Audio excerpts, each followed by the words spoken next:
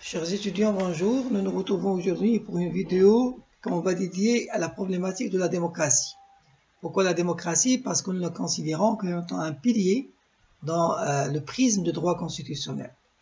Nous commencerons justement par la définition fétiche donnée par Abraham Lincoln, président américain assassiné en 1864, qui a dit que la démocratie, c'est le gouvernement du peuple, par le peuple et pour le peuple. Ça veut dire que nous sommes devant une trilogie où le peuple reste toujours le centre névralgique de toute action politique. Le peuple est considéré comme étant une finalité et un moyen, une philosophie aussi du pouvoir. La démocratie est considérée comme étant un paradigme parce que le paradigme, comme vous savez, c'est un système d'explication générale. À partir de concepts clés, à partir de notions déterminantes, nous arrivons à considérer ou bien à comprendre et à rendre intelligible un système de référence, un système de pensée, une manière de voir plus ou moins condensée et plus ou moins problématique. Donc quand on évoque la question de la démocratie, nous sommes d'abord amenés à voir à partir, ou bien à l'appréhender à partir de 4 éléments. D'abord, la démocratie, c'est un système articulé, charpenté, structuré. C'est une philosophie, un mode d'action. C'est un choix irréversible qui reste bien entendu et qui ne peut pas être dépassé par des événements ou bien qui peut être considéré pour des raisons reconsidéré pour des raisons tactiques. Donc il est irréversible. Et quatrième élément non des moindres, c'est une légitimité dans l'exercice de pouvoir. Mais en donnant cette définition où il y a les éléments de la structuration, de l'articulation et de philosophie et bien d'autres, nous avons des fondements. Comment peut-on être dans un système qui se targue d'être démocratique? D'abord, la liberté. Le principe de la liberté. Sans liberté, il n'y a pas de démocratie. Quand on dit liberté, c'est une philosophie, un mode d'action, une stratégie de pouvoir. La liberté commence par ce qui est basique et finit par ce qui est réflexion, ce qui est pensée, ce qui est culte, tout ce qui est stratégique. La liberté, c'est un modèle. C'est un modèle parce que c'est à travers elle et à travers son prisme que l'on peut comprendre les limites de l'action du pouvoir, ou du pouvoir politique d'une manière générale, ou bien n'importe quelle autre structure de pouvoir. Deuxième élément, ou bien deuxième notion clé, c'est l'égalité. Quand on dit l'égalité, nous sommes devant une égalité juridique, une égalité politique, où il n'y a aucune différence, aucune séparation et ségrégation à partir du sexe, à partir de la couleur, à partir de la religion, à partir de l'appartenance. Bref, toute restriction est à abolir quand on est dans ce modèle où l'égalité détient les devants de la scène. Mais entre la légalité ou bien l'égalité en tant que telle, c'est-à-dire l'égalité comme fondement juridique et politique, et l'égalité réelle, il y a peut-être un fossé, parfois abyssal. On n'arrive pas à appliquer l'égalité en tant que telle. On trouve qu'il y a toujours des écarts. Et autant les écarts sont grands, autant l'égalité s'éclipse. Troisième élément, l'égalité elle-même. Elle-même, dans certains pays, on trouve qu'il y a cette notion de base, ou bien cette focalisation sur la réalisation de l'égalité en tant que telle, mais il y a une marginalisation presque chronique de ce qui est économique, de ce qui est social, et bien d'autres. Alors, quand on est dans ce fossé, on commence à se poser des questions sur la légitimité de l'État lui-même.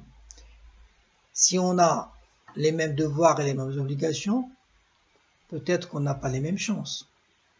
Alors, l'égalité devient plus ou moins chimérique. On n'arrive pas à réaliser ce fondement de la démocratie.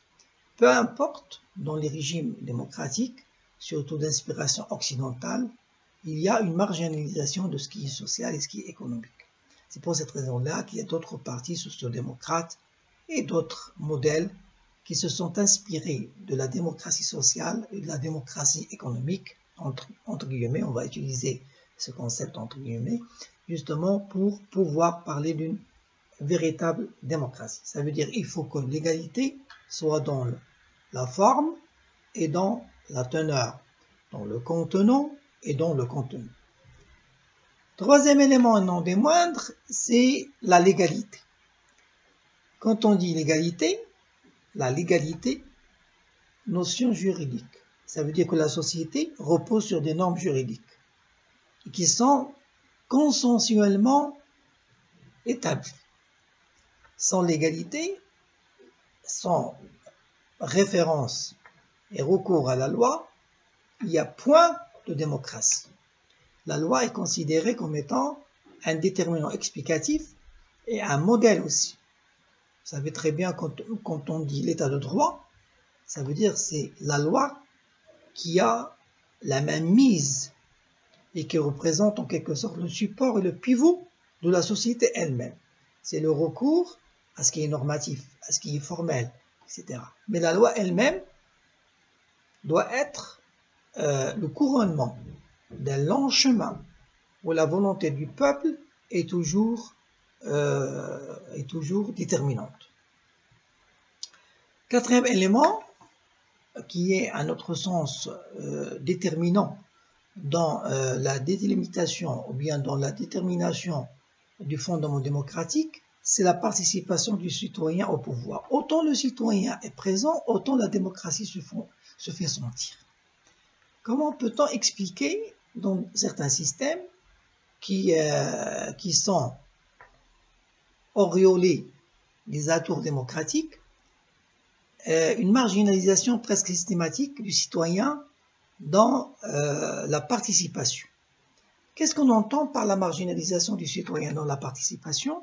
Ça veut dire qu'il n'y a pas de circuit qui met en valeur le rôle du citoyen, le rôle de l'individu, et il n'est pas assez impliqué dans la prise de décision. Vous savez très bien qu'il y a des décisions qui sont en quelque sorte techniques, tactiques, et d'autres décisions qui sont stratégiques.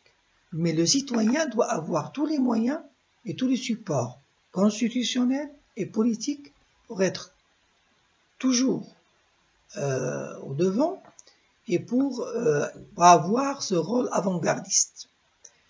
Dans les sociétés démocratiques, il y a bien sûr certaines astuces, certaines techniques qui permettent aux citoyens, in fine, en fin de parcours, d'être là, d'être impliqués et de contribuer à la prise de décisions. Quand on dit à titre d'exemple dans les régimes démocratiques le référendum populaire est considéré comme étant une technique et non des moindres qui est à même de recourir à l'apport du citoyen dans la prise de décision, entre autres. Et vous savez très bien que de nos jours, grâce aux mass médias, grâce aux réseaux sociaux et grâce à d'autres moyens, surtout qu'on est dans un village planétaire, comme disait McLuhan, et nous sommes dans des autoroutes de communication et d'information, nous sommes dans une société de communication par excellence. Alors, cette ubiquité communicationnelle, ou bien une ubiquité informative, mène en fin de compte le citoyen à être présent, à être déterminant.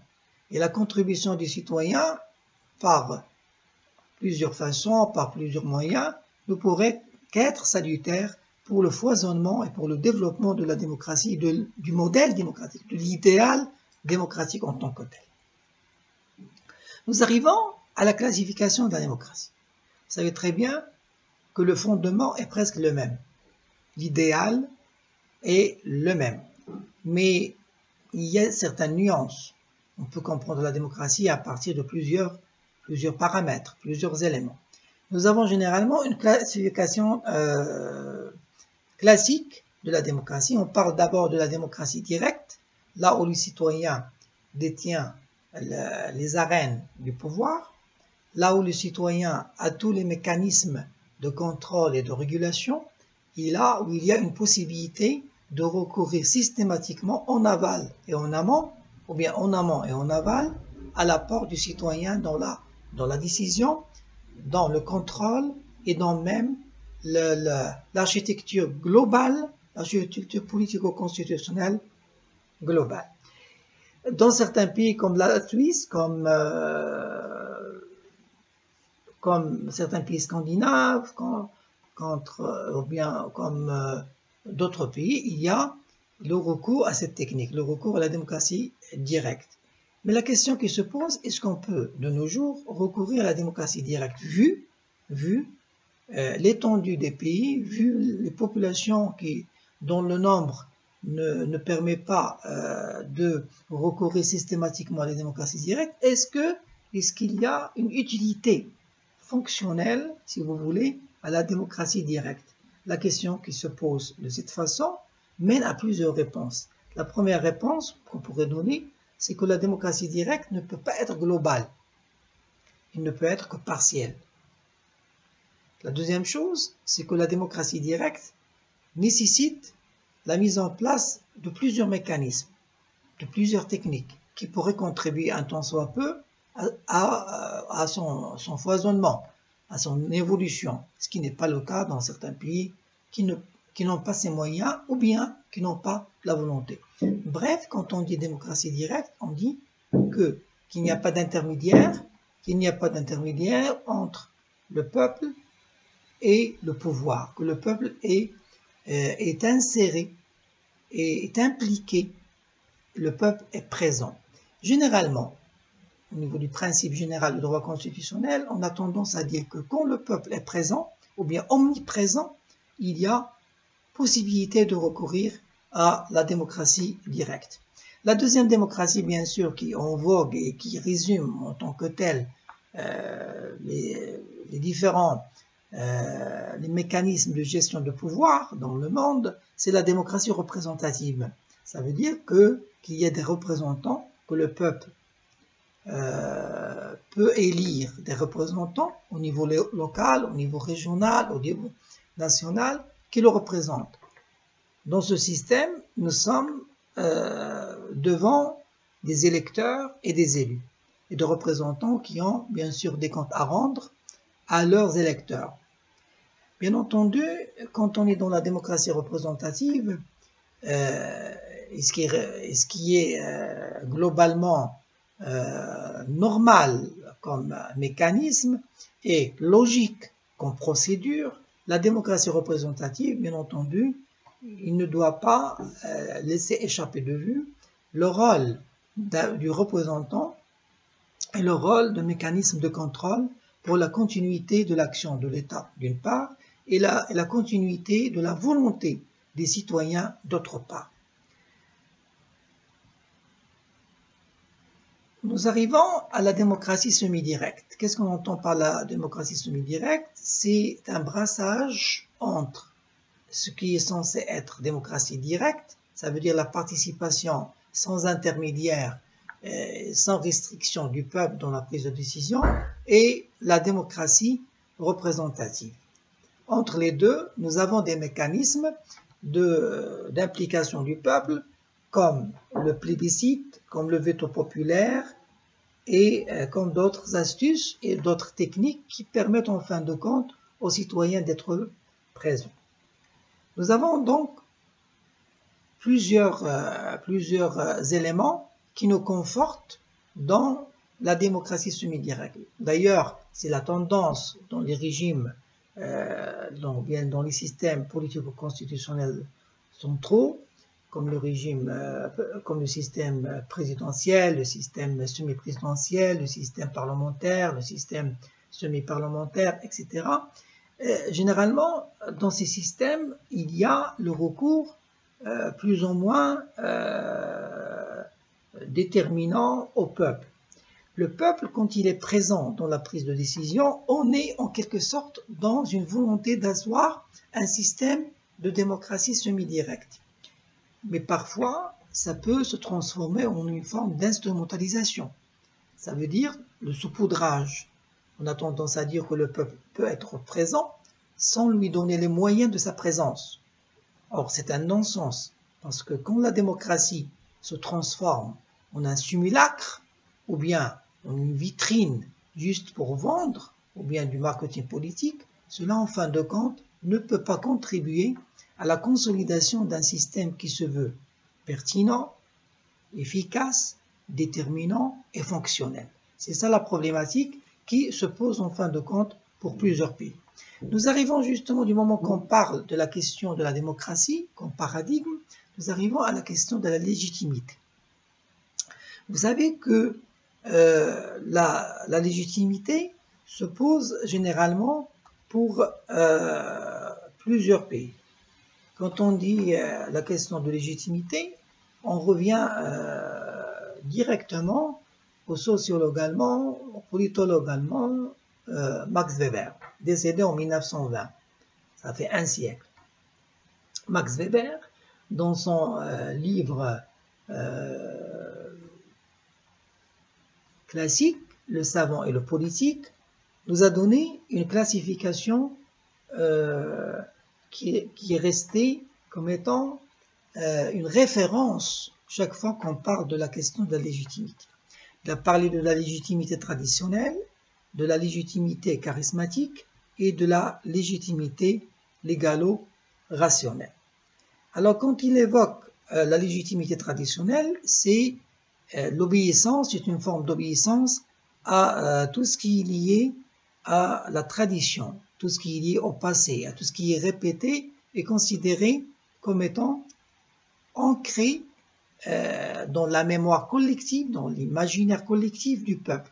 La tradition elle-même, qui est basée sur une sorte parfois de suivisme, sinon de panurgisme, peut mener à des actions fonctionnelles si le peuple lui-même se rend compte de l'utilité et de l'intérêt que la tradition elle-même peut comporter. Mais parfois, quand la tradition est dénuée du sens, il peut se répercuter de manière plus ou moins néfaste sur la stabilité de la nation et sur les régimes démocratiques. D'ailleurs, quand on dit tradition, il peut avoir des éléments, la tradition elle-même peut avoir des éléments positifs, sans doute, mais à condition de bien les utiliser, de bien y recourir. Mais si la tradition devient juste un moyen de perpétuation d'un système dépassé, déphasé, anachronique, qui n'a pas de sens, qui n'a pas d'utilité, qui ne fonctionne pas bien, ou bien où il y a un dysfonctionnement patent, alors là, la tradition elle-même devient pathologique. Mais généralement, la légitimité traditionnelle, ou bien la légitimité basée sur le passé, sur la récurrence, sur la répétition, sur le recours à un modèle déjà ancré, déjà implanté, peut se révéler efficace dans certains cas. Deuxième, c'est la légitimité charismatique. Ça veut dire qu'il y a un rôle déterminant du gouvernant, ou bien des gouvernants de manière générale, de manière globale, dans la structure du pouvoir. On reconnaît à certains gouvernants, ou bien on reconnaît à un certain pouvoir une certaine exceptionnalité dans l'action. L'exceptionnalité en tant que telle peut s'inspirer de certains éléments, comme le passé glorieux, comme des actes héroïques, comme des actions jugées déterminantes et capitales dans l'histoire d'un peuple, etc. Et on peut, à partir de ça, on peut considérer que l'exceptionnalité elle-même peut donner raison d'espérer à ceux qui voient que parfois le charisme comme structure, bien comme légitimité, peut avoir des effets très prometteurs pour la solidité, pour la consolidation des idées, des nations, des peuples et la perpétuation d'un modèle. Et cela ne peut être traduit dans la réalité que grâce à des gens qui ont un savoir et un savoir-faire combinés qui mènent en fin de compte à des décisions qui se révèlent stratégiques et efficaces. Le troisième modèle, ou bien la troisième légitimité, c'est la légitimité légalo-rationnelle. Quand on parle de la rationalité, justement dans la conception globale de Max Weber, la rationalité est liée à deux choses au moins. D'abord des procédures, on parle de ce qui est procédural, donc de ce qui est formalisé, et ensuite il y a la sécularisation, la séparation entre ce qui est spirituel et temporel.